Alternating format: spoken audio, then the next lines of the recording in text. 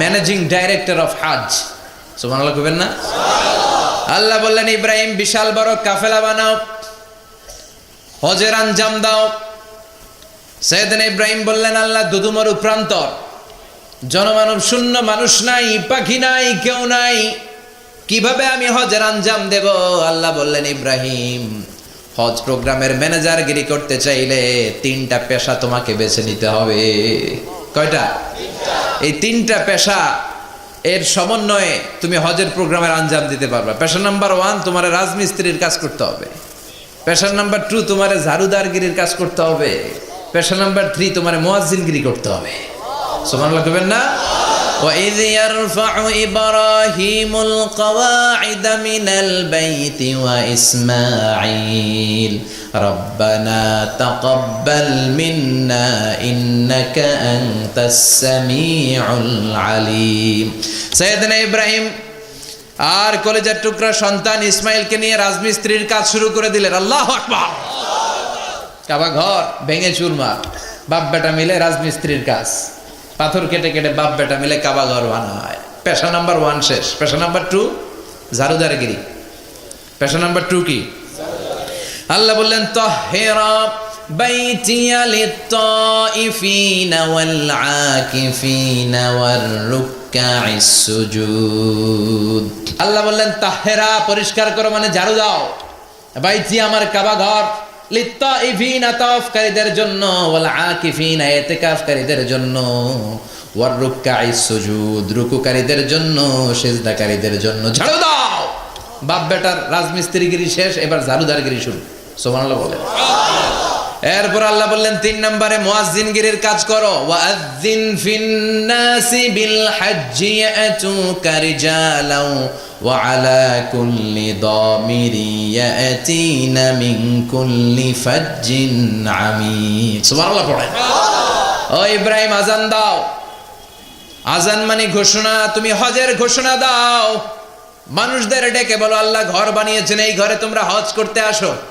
সাইয়েদনা ইব্রাহিম বললেন আল্লাহ আমি আর আমার পোলা ছাড়া কেউ নাই। কেউ আছে? মানুষ নাই, আপনারা কেউ নাই, আমি কার সামনে আযান দেব? আমি কার সামনে ঘোষণা দেব? আল্লাহ মানুষ নাই, প্রাণী নাই, পাখি নাই, দৃশ্যমান কিছু নাই, কোথায় আমি ঘোষণা দেব? আল্লাহ বললেন দাঁড়াও, দাঁড়িয়ে তুমি আযান দাও, ঘোষণা দাও। তোমার এই আযানের আওয়াজটা গোটা বিশ্বের সব মানুষের কানের ভেতরে আমি আল্লাহ পৌঁছে দেব। আযিন ফিন-নাস বিল হজ, হজের আযান দাও। উনি আযান দিলেন আইয়ুহান নাস ইত্তাখাযাল্লাহু বাইতান ফাহুজ্জু। আল্লাহ একটা ঘর বানিয়েছে, যাদের সামর্থ্য আছে হজে আসো। সুবহানাল্লাহ পড়েন। তৎকালীন সময়ে গোটা বিশ্বে যারা ছিল সবার কানের ভেতরে এই ঘোষণাটা, মানে এই আযানটা পৌঁছে দিয়েছে কে? আমরা তখন ছিলাম পৃথিবীতে? কই ছিলাম? ফি আলামিল আরওয়াহ, রূহের জগতে। রূহের জগতেও আল্লাহ তাআলা আমাদের কানে পৌঁছে দিয়েছেন। রূহের জগতে থেকে এই আযান শুনে আমরা যারা লাব্বাইক বলার সুযোগ পেয়েছি তাদেরকে এই দুনিয়াতে হজের নসিব আল্লাহ করে দিবেন। তার মানে হজ প্রোগ্রামের ম্যানেজার। সুবহানাল্লাহ পড়েন।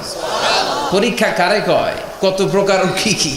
হজ প্রোগ্রামের ম্যানেজার বানাইলেন, ম্যানেজিং ডাইরেক্টর, মহাব্যবস্থাপক। হজের আঞ্জাম দাও, আর হজের আঞ্জাম দিতে যে তোমাকে প্রথমে রাজমিস্ত্রির কাজ করা লাগবে পাস, ঝাড়ুদার গিরির কাজ করা লাগবে পাস। আল্লাহর নবী উলুল আজমি মিনার রসুল মসজিদ ঝাড়ু দেয় না? আমরা মসজিদ পরিষ্কার করতে চাই না, আছে না নাই? বালু দেখলেই মুয়াজ্জিনের গালি, কথা কন।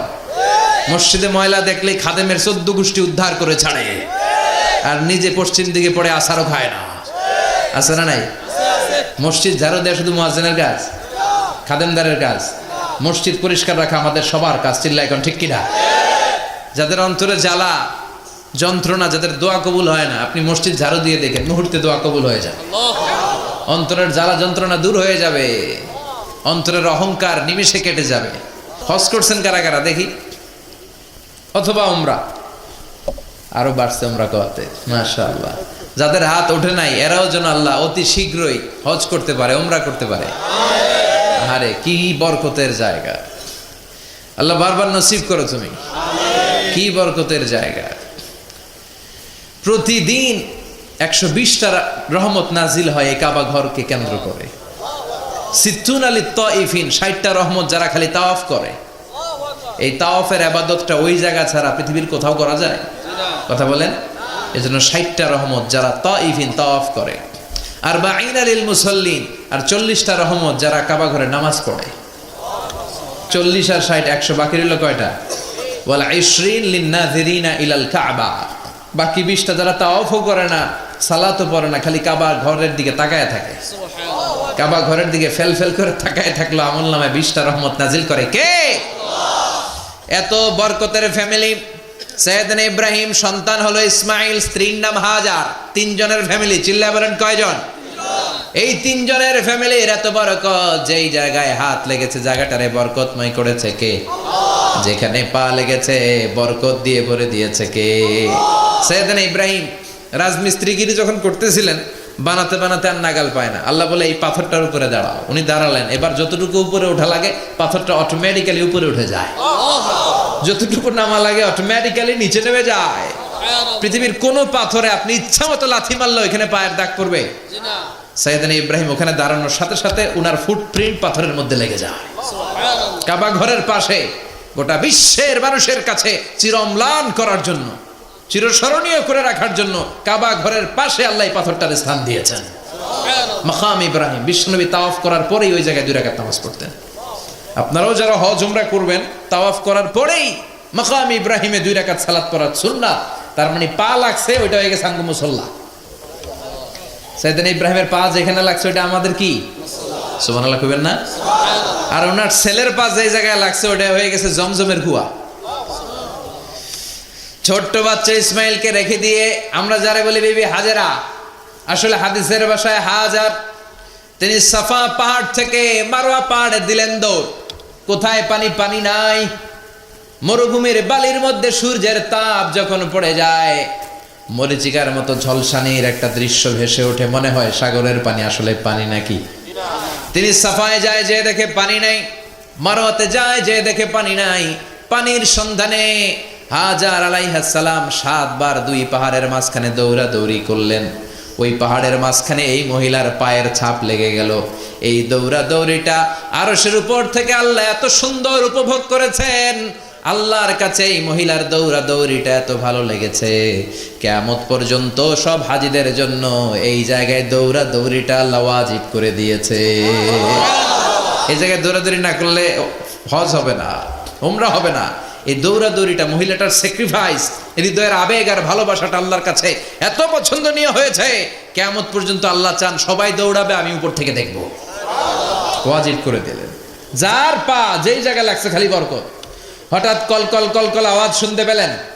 সাফা মারওয়া থেকে দৌড়ে আসলেন কাবার কাছে। এসে দেখলেন ফেলে রাখা দুধের বাচ্চা ইসমাইলের পায়ের ধাক্কায় জমিন থেকে পানি বের হতে শুরু করেছে। কলকল কলকল আওয়াজ।